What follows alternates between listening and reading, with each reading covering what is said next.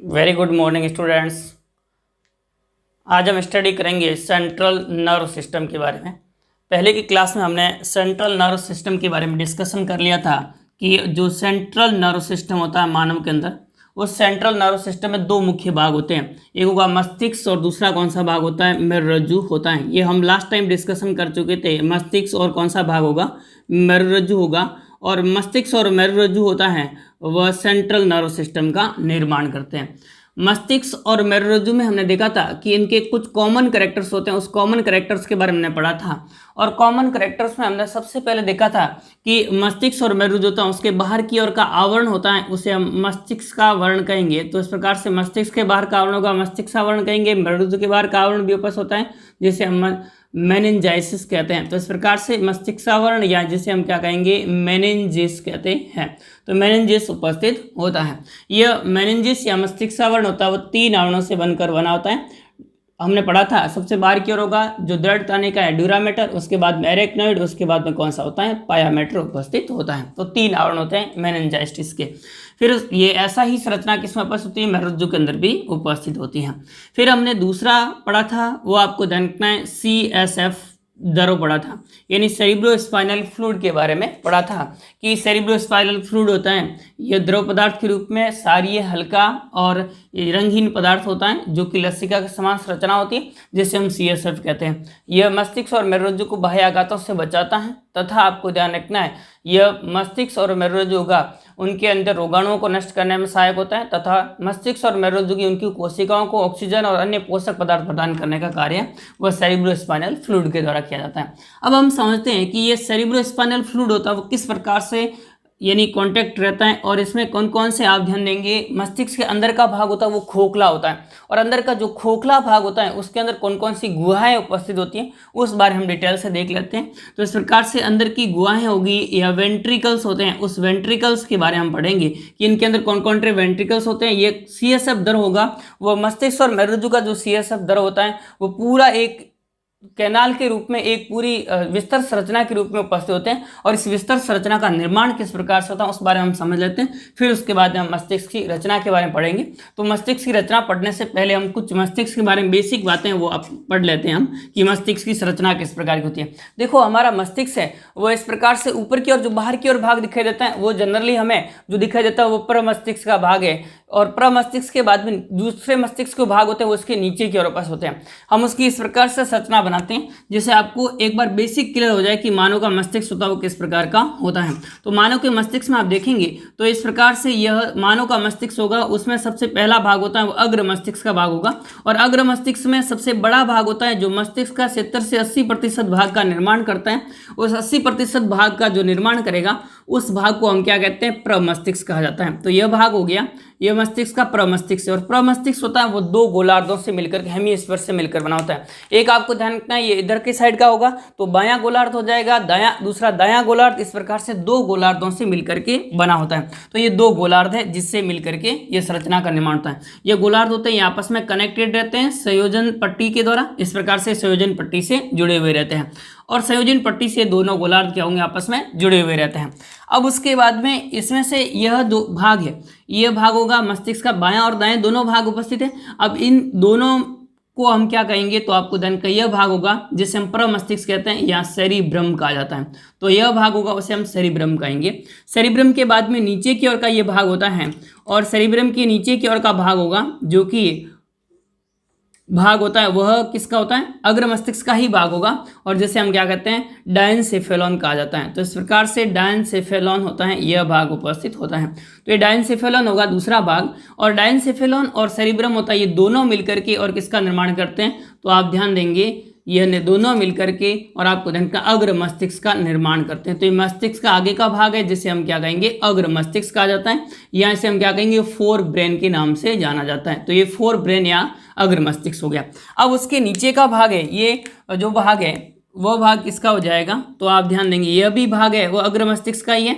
अग्र मस्तिष्क का कौन सा भाग है, डायनसेफेलॉन, जिसके 3 भाग होते हैं आगे हम पढ़ेंगे। तो इस प्रकार से डायनसेफेलॉन का भाग हो गया। इसके भी अगेन 3 भाग होते हैं। 3 भाग कौन कौन से होंगे, तो आपको जानना एपिथैलेमस हो गया पार्श्व का, उसके बाद में हाइपोथैलेमस हो गया, और उसके बाद में आपको जानना दो थैलेमस हो गया। तो 3 भाग होते हैं इस प्रकार से। अब उसके बाद में अगला भाग हो जाएगा, और अगला भाग कौन सा होता है, तो आप देखेंगे कि अगला भाग होता है मध्य मस्तिष्क। इससे जुड़ा हुआ भाग होगा वो कौन सा भाग हो जाएगा, ये इस प्रकार से जुड़ा हुआ भाग होता है, और जिसे हम क्या कहते हैं मध्य मस्तिष्क कहेंगे। और मध्य मस्तिष्क होता है वो नीचे की ओर इस प्रकार से जुड़ा हुआ रहता है, और ये इस प्रकार से जुड़ा हुआ भाग होता है उसे हम पोन्स वेरोलाई कहेंगे। और पोन्स वेरोलाई होता है उसके पार्श्व में इस प्रकार से क्या उपस्थित होते हैं, तो आप ध्यान देंगे ये इस प्रकार से हमारा जो मस्तिष्क का भाग होगा अनुमस्तिष्क उपस्थित होता है, और ये अनुमस्तिष्क के बाद में ये भाग है, ये भाग हुआ मेडुला ऑब्लांगेटा इस प्रकार से। और उसके नीचे की ओर की संरचना होगी वह कौन सी हो जाएगी, तो आपको ध्यान रखना है इसके नीचे स्पाइनल कोड जुड़ी हुई रहती है। तो यह हमें इस प्रकार से एक पूरी संरचना का ध्यान रखना है, बेसिक संरचना इस प्रकार से होती है। यानी यह भाग हो गया कौन सा हो जाएगा, मिड ब्रेन हो जाएगा। कौन सा भाग हो जाएगा, मिड ब्रेन। और मिड ब्रेन के बाद में नीचे का भाग है उसमें यह भाग है, ये कौन सा है, पोन्स वेरोलाई है। तो इस प्रकार से पोन्स वेरोलाई हो गया, और ये भाग हो गया पोन्स वेरोलाई के जस्ट नीचे की ओर का भाग होता है जिसे हम क्या कहते हैं, मेडुला। तो इस प्रकार से मेडुला ऑब्लांगेटा कहेंगे। और मेडुला ऑब्लांगेटा होता है, उस मेडुला ऑब्लांगेटा के बाद में इसके पार्श्व में भाग होता है जिसे हम क्या कहते हैं, सेरिबेलम या अनुमस्तिष्क कहा जाता है। सेरिबेलम कहेंगे या क्या कहेंगे इसे, अनुमस्तिष्क या सेरिबेलम। सेरिब्रम नहीं है, सेरिब्रम ऊपर की ओर हम देखा है प्रमस्तिष्क, और ये सेरिबेलम है जिसे अनुमस्तिष्क कहते हैं। ये तीनों भाग मिलकर के और किसका निर्माण करते हैं, हाइंड ब्रेन का निर्माण करते हैं। तो इस प्रकार से हाइंड ब्रेन या जिसे हम क्या कहते हैं, पक्ष मस्तिष्क कहते हैं। तो इस प्रकार से मस्तिष्क के 3 भाग होते हैं। एक तो आपको कौन सा ध्यान रखना है, तो आपको जानना अग्र मस्तिष्क। अग्र मस्तिष्क में सेरिब्रम और डायनसेफेलॉन ये भाग उपस्थित होते हैं। अब उसके बाद में आपको जानना मिड ब्रेन, मध्य मस्तिष्क, और मध्य मस्तिष्क होता है उसके बाद में अगला भाग हमें ध्यान रखना, वो ध्यान रखना पक्ष मस्तिष्क। अब ध्यान दें, जो अग्र मस्तिष्क होता है उसमें 2 गोलार्ध उपस्थित है, और इस गोलार्धों के अंदर का भाग होता है वो खोखला होता है।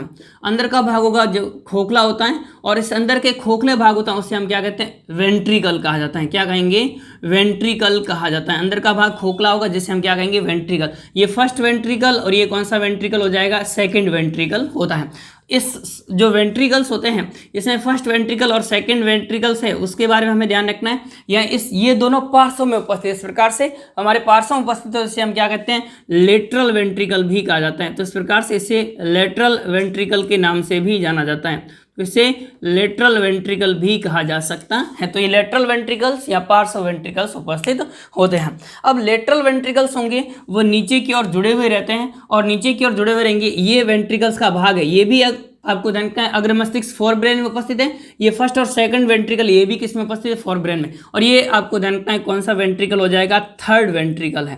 तो इस प्रकार से थर्ड वेंट्रिकल होता है। थर्ड वेंट्रिकल और लेटरल वेंट्रिकल्स होते हैं वो आपस में जुड़े हुए रहते हैं, उसके बीच में एक छिद्र उपस्थित होता है, और इस छिद्र को हम क्या कहते हैं, तो आपको जानना है इस छिद्र को हम कहेंगे फोरामेन ऑफ मोनरो। क्या कहेंगे इसे, फोरामेन ऑफ मोनरो कहा जाता है। तो इस प्रकार से फोरामेन ऑफ मोनरो होगा उस छिद्र के माध्यम से जो फर्स्ट वेंट्रिकल और सेकंड वेंट्रिकल जैसे हम लेटरल वेंट्रिकल्स कहते हैं वे थर्ड वेंट्रिकल से जुड़े हुए रहते हैं। और थर्ड वेंट्रिकल्स होता है वह किस भाग में उपस्थित है, डायनसेफेलॉन अग्र मस्तिष्क पक्ष भाग होगा उससे जुड़े हुए रहते हैं। और इनके मध्य जो द्रव पदार्थ होगा, इसके अंदर CSF द्रव भरा हुआ है, इसके अंदर भी CSF द्रव, ये CSF द्रव आपस में क्या रहेगा, जुड़ा हुआ रहता है, एक पूरी नाल के रूप में जुड़ा हुआ रहता है। तो इनके मध्य का छिद्र हो जाएगा फोरामेन ऑफ मोनरो। अब उसके बाद में मिड ब्रेन है। मिड ब्रेन होता है उसके बाद में आपको ध्यान रखना जो पक्ष मस्तिष्क हाइंड ब्रेन होगा उसके अंदर वेंट्रिकल गुहा उपस्थित होती है, ये खाली स्थान उपस्थित होता है, उसे हम क्या कहते हैं, फोर्थ वेंट्रिकल कहा जाता है। इसे हम क्या कहेंगे, फोर्थ वेंट्रिकल कहा जाता है। तो इस प्रकार से फोर्थ वेंट्रिकल उपस्थित होता है। अब थर्ड वेंट्रिकल और फोर्थ वेंट्रिकल के मध्य आपको ध्यान रखना एक गुहा उपस्थित होती है, यानी यहाँ पर तो छिद्र जिसके द्वारा जुड़े होते हैं, यहाँ बीच में एक नलिका नुमा ट्यूबनुमा संरचना उपस्थित है, और इस ट्यूबनुमा संरचना उपस्थित होती है, इसे हम आइटर कहते हैं। क्या कहेंगे, आइटर कहा जाता है, या इस ट्यूबनुमा संरचना होती है। इसे आइटर के अतिरिक्त हम इसे कह सकते हैं एक्यूडक्ट ऑफ सेल्वियस कहा जाता है। तो इस प्रकार से इसे हम एक्यूडक्ट ऑफ सेल्वियस कहा जाता है। तो इसे हम क्या कहेंगे, एक्विडक्ट ऑफ सेल्वियस के नाम से भी जाना जाता है, या इसे सेरिब्रम एक्विडक्ट ऑफ, इसे या से सेरिब्रम एक्विडक्ट भी कहा जा सकता है। तो आइटर कहेंगे या एक्विडक्ट ऑफ सेल्वियस कहा जाता है। इस नाल के द्वारा थर्ड वेंट्रिकल और फोर्थ वेंट्रिकल होते हैं, ये जुड़े हुए रहते हैं। तो इस प्रकार से थर्ड वेंट्रिकल और फोर्थ वेंट्रिकल होते हैं वो किसके द्वारा जुड़े हुए रहते हैं, आइटर कैनाल के द्वारा, या एक्विडक्ट ऑफ सेल्वियस होती है उस कैनाल के द्वारा थर्ड वेंट्रिकल और फोर्थ वेंट्रिकल जुड़े हुए रहते हैं।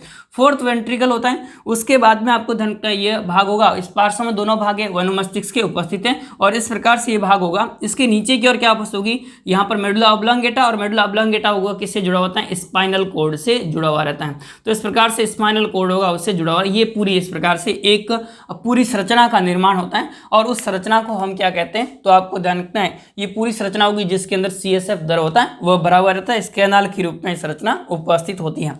अब ध्यान दीजिए कि इसमें से जो पहली जो है वो कौन से, फर्स्ट और सेकंड वेंट्रिकल है, इसकी गुहा होती है। इस गुहा को हम क्या कहते हैं, देखो ये कौन सा भाग हो गया, तो आपको ध्यान का ये दोनों हो गई, आपको ध्यान का पेरिफेरल है पेराइटल है, तो इस प्रकार से ये हमें ध्यान रखना है। और इसके अंदर गुहा होगी, ये पेरिफेरल है पेराइटल के रूप में पार्श्व में उपस्थित है, लेटरल उपस्थित है या पैरेलल उपस्थित दोनों, और पैरेलल होगा इसके अंदर गुहा होती है, उसे हम क्या कहते हैं, तो आपको ध्यान रखना है इसके अंदर गुहा होती, उस गुहा को हम क्या कहते हैं, तो आपको पैरासील गुहा कहते हैं। क्या कहेंगे, पैरासील गुहा कहते हैं। तो इसके अंदर गुहा है, उस गुहा को किस नाम से जाना जाएगा, पैरासील गुहा कहते हैं। अब उसके बाद में थर्ड वेंट्रिकल, उसमें डायनसेफेलॉन के अंदर है, और थर्ड वेंट्रिकल जो डायनसेफेलॉन के अंदर है इसके अंदर की गुहा होगी D फॉर डायनसेफेलॉन और D फॉर डायोसिल। तो इसके अंदर गुहा होगी वो कौन सी, ध्यान रखनी है आपको, डायोसिल गुहा होती है, वह थर्ड वेंट्रिकल में उपस्थित होती है, थर्ड वेंट्रिकल के पार्श्व में उपस्थित होती है। उसके बाद में आपको ध्यान रखना है डक्ट ऑफ सेल्वियस, और सेल्वियस डक्ट होती है। उसके बाद में फोर्थ वेंट्रिकल है, उसके अंदर की गुहा होगी। फोर्थ वेंट्रिकल वो किस भाग में उपस्थित है, तो आपको ध्यान रखना है यह पश्च मस्तिष्क में उपस्थित है, और पश्च मस्तिष्क में उपस्थित है इसे हम मेडुला ऑब्लांगेटा से जोड़ सकते हैं, M फॉर मेडुला ऑब्लांगेटा, और M फॉर हम देख सकते हैं कि M फॉर हो जाएगा मेटासील गुहा। कौन सी हो जाएगी, मेटासील गुहा। तो इस प्रकार से मेटासील गुहा होती है, तीन गुहा आपको ध्यान रखनी है, एक तो पैरासील गुहा जो कि अग्र मस्तिष्क में उपस्थित होती है, दूसरी डायोसिल गुहा जो डायनसेफेलॉन में उपस्थित होती है, तीसरी आपको ध्यान रखना मेटासील गुहा जो कि किस में उपस्थित होती है, तो आप ध्यान देंगे कि पश्च मस्तिष्क के अंदर उपस्थित होती है, मेडुला ऑब्लांगेटा से ऊपर पार्श्व भाग में उपस्थित होती हैं। अब उसके बाद में देखिए कि इस भाग होता है, इसमें आपको ध्यान रखना पूरा क्या भरा हुआ रहता है, CSF द्रव भरा हुआ रहता है।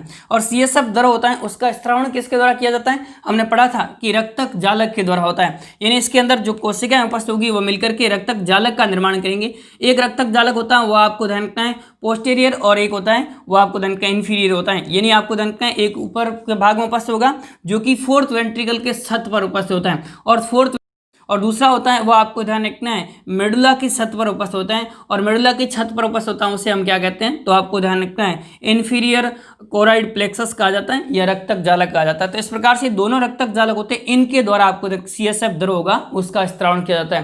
यानी रुधिर कैसे का, उससे रुधिर का जो है छन करके और द्रव पदार्थ के रूप में आ जाता है, जो कि इसमें CSF द्रव होगा उसका स्त्रावण इनके द्वारा किया जाता है। तो CSF द्रव होगा वो इसका स्त्रावण इनके द्वारा किया जाता है, ये इसके माध्यम से आपको ऊपर की ओर पहुंचेगा, और उसके बाद में यह आपको जानना है फोरामेन ऑफ मोनेरो, उसके माध्यम से यह जुप्रा मस्तिष्क होगा, सेरिब्रम होगा उसके अंदर पहुंचेगा। सेरिब्रम के बाद में ऊपर की ओर छिद्र उपस्थित होते हैं जिसके माध्यम से यह पार्श्व भाग में पहुंचेगा, और पार्श्व भाग में पहुंचने के बाद में वीनस द्रव के रूप में यह संचित होता है। और वीनस द्रव के ऊपर आपने देखा था कि जो मस्तिष्क के अंदर साइनस उपस्थित होते हैं, और उस साइनस हो गई उनसे आपको ध्यान रखना है जुड़ी हुई संरचनाएं होती हैं, वह एरेक्नोइड विलाई जुड़ी हुई रहती है, और एरेक्नोइड विलाई होगी उसके द्वारा CSF द्रव होगा वह साइनस में, और साइनस से आपको ध्यान रखना सिराओं से जुड़ा हुआ रहता है जहाँ से जो है CSF द्रव बाहर की ओर निकलता है। तो ये इस प्रकार से एक पूरी संरचना हमें ध्यान रखनी है जो कि मस्तिष्क के अंदर उपस्थित होती है, आंतरिक संरचना के रूप में उपस्थित होती है।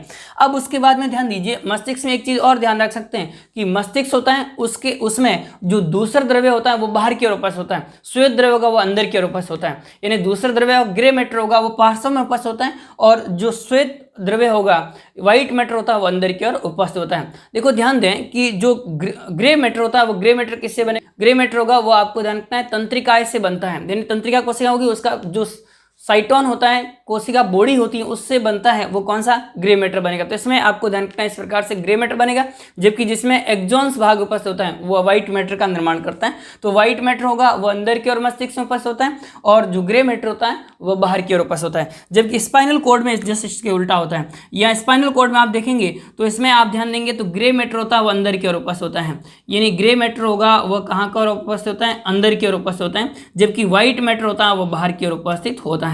तो व्हाइट मैटर होगा वो बाहर की ओर उपस्थित होता है, ग्रे मैटर अंदर की ओर उपस्थित। ये हमें मस्तिष्क के बारे में एक जनरल संरचना के बारे में ध्यान रखना है। अब हम मस्तिष्क की डिटेल संरचना के बारे में अध्ययन करेंगे। तो ये हम तीनों चीजें पढ़ ली हैं कि आपको ध्यान रखना है मस्तिष्क जो सेंट्रल नर्व सिस्टम होता है उस बाहर की ओर आवरण होगा उसे मेनिंजाइस कहेंगे, और उसके अंदर द्रव प्रवाह सेरिब्रोस्पाइनल फ्लूइड, और उसके बाद में वेंट्रिकल्स के रूप में डिवाइडेड होता है। बहुत सारे वेंट्रिकल्स हैं, उसमें आप जान देंगे फर्स्ट और सेकंड वेंट्रिकल्स होते हैं वो अग्र मस्तिष्क में, और थर्ड वेंट्रिकल्स होता है वह कौन से उपस्थित होता है, तो आप ध्यान देंगे थर्ड वेंट्रिकल्स डायनसेफेलॉन भाग में उपस्थित होता है, और फोर्थ वेंट्रिकल होता है ये मेडुला ऑब्लांगेटा के ऊपर की ओर उपस्थित होता है, यानी आपको ध्यान का हाइंड ब्रेन में उपस्थित होता है या पक्ष मस्तिष्क में उपस्थित होता है। तो ये इस प्रकार से हमें ध्यान रखना है। और तीनों गुहाओं के बारे में ध्यान रखना है। पैरासील गुहा जो कि किस में उपस्थित है, तो आप सेरिब्रम भाग में, उसके बाद डायोसील गुहा जो कि डायनसेफेलॉन, और तीसरी आपको ध्यान रखना मेटासील गुहा जो कि आपको ध्यान रखना है कहाँ पर उपस्थित है, पक्ष मस्तिष्क में उपस्थित है। तो ये हमें गुहाओं के बारे में, मस्तिष्क की एक बेसिक संरचना के बारे में ध्यान रखना है। अब हम मस्तिष्क की डिटेल संरचना के बारे में अध्ययन करेंगे। तो ध्यान दें मस्तिष्क की डिटेल संरचना किस प्रकार से होती है।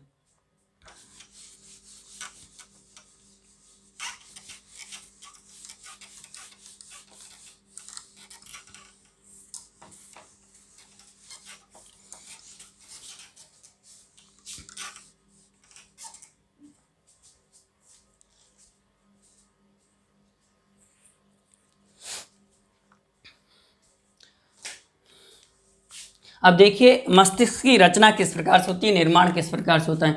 मानव मस्तिष्क होता है, इसमें आप देखेंगे तो मानव का मस्तिष्क होता है वह आपको ध्यान का 1400 से 1500 ग्राम इसका वेट होता है। और मानव मस्तिष्क होगा, यह मानव मस्तिष्क 3 भागों से मिलकर के बना होता है। मानव का मस्तिष्क होगा वह कितने भागों से मिलकर के बना होता है, 3 भागों से मिलकर के बना होता है। ध्यान दीजिए मानव का मस्तिष्क होगा वो कितने भागों से मिलकर के बना होता है, 3 भागों से मिलकर बना होता है। पहला भाग हमें ध्यान रखना है, वो ध्यान रखना अग्र मस्तिष्क। कौन सा भाग ध्यान रखना आपको, अग्र मस्तिष्क। तो पहला भाग होगा अग्र मस्तिष्क। दूसरा भाग कौन सा ध्यान रखना आपको, मध्य मस्तिष्क। तो अग्र मस्तिष्क, दूसरा भाग हमें ध्यान रखना है मध्य मस्तिष्क, और तीसरा भाग ध्यान रखना है वो कौन सा ध्यान रखना है, पक्ष मस्तिष्क। मस्तिष्क होगा वो 3 भागों से मिलकर के बना होता है, अग्र मस्तिष्क, मध्य मस्तिष्क और पक्ष मस्तिष्क। अग्र मस्तिष्क को हम क्या कहेंगे, फोर ब्रेन कहा जाता है, फोर ब्रेन। उसके बाद में मध्य मस्तिष्क को हम क्या कहेंगे, मिड ब्रेन कहेंगे, और जो पक्ष मस्तिष्क है उसे हम क्या कहते हैं, हाइंड ब्रेन कहते हैं। तो इस प्रकार से हाइंड ब्रेन ये हमें ध्यान रखना है। तो इस प्रकार से 3 भागों से मिलकर के और मस्तिष्क का निर्माण होता है। अग्र मस्तिष्क होता है या फोर ब्रेन होता है, उस अग्र मस्तिष्क को हम एक अन्य नाम भी दे सकते हैं, उसे नाम दे सकते हैं प्रोजेंसेफेलॉन। क्या नाम देंगे इसे, प्रोजेंसेफेलॉन भी कहा जाता है। तो अग्र मस्तिष्क को हम क्या नाम देंगे, प्रोजेंसेफेलॉन के नाम से भी जाना जाता है। और मध्य मस्तिष्क होगा, उस मध्य मस्तिष्क को हम अन्य नाम दे सकते हैं, वह आपको ध्यान रखना है, भाग आपको ध्यान रखना है जिसे हम क्या कहेंगे, मेसेंसेफेलॉन कहा जाता है। तो दूसरा भाग होगा जिसे हम मेसेंसेफेलॉन के नाम से जाना जाता है, और तीसरा भाग होता है जिसे हम क्या कहते हैं, रोम्बेनसेफेलॉन कहा जाता है। तो इस प्रकार से तीसरा भाग होगा जिसे हम क्या कहेंगे, रोबेनसेफेलॉन भी कहा जाता है। तो 3 भागों में बांटा जा सकता है। मस्तिष्क की आंतरिक संरचना होती है उसको, तो मस्तिष्क की संरचना होगी उसको 3 भागों में बांटा जा सकता है, अग्र मस्तिष्क, मध्य मस्तिष्क और पक्ष मस्तिष्क। अब हम सबसे पहली बात करते हैं किसके बारे में, कि अग्र मस्तिष्क होता है उसके अगेन 3 भाग होते हैं। अग्र मस्तिष्क हुआ उसके अगेन 3 भाग होते हैं। एक आपको ध्यान रखना है इसका भाग होता है प्रमस्तिष्क। कौन सा भाग हो जाएगा, प्रमस्तिष्क, या जिसे हम सेरिब्रम कहते हैं। तो प्रमस्तिष्क या सेरिब्रम हो जाएगा। दूसरा भाग होता है प्रमस्तिष्क या सेरिब्रम के बाद में वो आपको ध्यान रखना है घ्राण पिंड होते हैं। कौन सा हो जाएगा, घ्राण पिंड, या जिसे ऑल्फैक्टरी लोब कहा जाता है। घ्राण पिंड या घ्राण पिंड को हम क्या कहेंगे, ऑल्फैक्टरी लोब कहा जाता है। तो ऑल्फैक्टरी लोब हो जाएगा। और तीसरा भाग होता है जिसे हम अग्र मस्तिष्क पक्ष कहते हैं, अग्र मस्तिष्क पक्ष, या अग्र मस्तिष्क पक्ष होगा, इसे ही हम क्या कहते हैं, तो आपको ध्यान रखना है, इसे हम कहते हैं डायनसेफेलॉन कहा जाता है। तो इस प्रकार से डायनसेफेलॉन या अग्र मस्तिष्क पक्ष भाग होता है। ये 3 भागों से मिलकर के और अग्र मस्तिष्क का निर्माण होता है। मध्य मस्तिष्क होगा, उस मध्य मस्तिष्क में 2 भाग उपस्थित होते हैं। मध्य मस्तिष्क में 2 भाग कौन कौन से उपस्थित होते हैं, तो पहला आपको ध्यान रखना है कार्पोरा क्वाड्रिजेमिना, कार्पोरा क्वाड्रिजेमिना, ये कार्पोरा क्वाड्रिजेमिना होगा, जो कि आपको ध्यान रखना 4 पंडों से मिलकर के बना होता है, कार्पोरा क्वाड्रिजेमिना। और दूसरा भाग उसमें उपस्थित होता है वो आपको ध्यान रखना है कुर्रा सेरिब्राई, कुर्रा सेरिब्राई। इन दोनों भागों से मिलकर के और मध्य मस्तिष्क का निर्माण होता है। उसके बाद में तीसरा भाग होता है जिसे हम पक्ष मस्तिष्क कहते हैं, और पक्ष मस्तिष्क होता है यह भी अगेन 3 भागों से मिलकर के बना होता है। कौन कौन से 3 भाग होते हैं, तो पहला भाग हमें ध्यान रखना है जो कि उपस्थित होता है जिसे हम क्या कहेंगे, तो आपको ध्यान रखना अनुमस्तिष्क। कौन सा भाग हो जाएगा, अनुमस्तिष्क, या जिसे सेरिबेलम कहते हैं। अनुमस्तिष्क या इसे हम क्या कहेंगे, सेरिबेलम कहा जाता है। तो अनुमस्तिष्क या सेरिबेलम हो गया। उसके बाद में दूसरा भाग हमें ध्यान रखना है पोन्स वेरोलाई। कौन सा ध्यान रखना है आपको, पोन्स वेरोलाई। तो सेकंड भाग हो जाएगा वो कौन सा हो जाएगा, पोन्स वेरोलाई होता है, तो पोन्स वेरोलाई। और थर्ड भाग होता है वो हमें ध्यान रखना है कौन सा हो जाएगा, तो थर्ड भाग होता है वो आपको ध्यान रखना मेडुला ऑब्लांगेटा। ये इस प्रकार से आप ध्यान देंगे, तो ये 3 भाग होते हैं, उससे आपको ध्यान रखना है किसका निर्माण होता है, तो ये ध्यान देना आपको पक्ष मस्तिष्क होगा, उसका निर्माण होता है। तो मस्तिष्क की रचना होती है वह निम्न 3 भागों से मिलकर के बने होते हैं, अग्र मस्तिष्क, मध्य मस्तिष्क और पक्ष मस्तिष्क। अग्र मस्तिष्क से अगेन 3 भाग, प्रमस्तिष्क, घ्राणपिंड और अग्र मस्तिष्क पक्ष है। फिर मध्य मस्तिष्क के 2 भाग, कार्पोरा क्वाड्रिजेमिना और कुर्रा सेरिब्राई। कार्पोरा क्वाड्रिजेमिना और दूसरा कौन सा ध्यान रखना आपको, कुर्रा सेरिब्राई ध्यान रखना है। इसी प्रकार से आप ध्यान देंगे पक्ष मस्तिष्क, उसके 3 भाग होते हैं, अनुमस्तिष्क या सेरिबेलम कहेंगे, पोन्स वेरोलाई और मेडुला ऑब्लांगेटा। इस प्रकार से यह भाग मिलकर के और मस्तिष्क का निर्माण करते हैं।